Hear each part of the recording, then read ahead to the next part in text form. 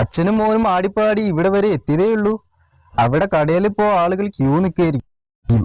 വേഗം നടക്ക്.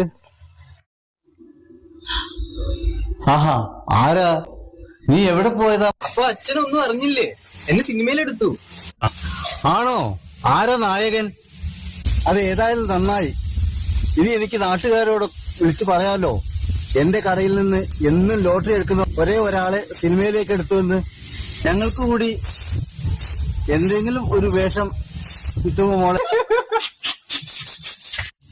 എനിക്ക് മനസ്സിലായി. ഈ പൊട്ടക്കണ്ണിനെയും എന്റെ ഈ മകനെയും ആർക്കും വേണ്ട അല്ലേ? അതല്ലേ ചിരിച്ചതിന്റെ അർത്ഥം?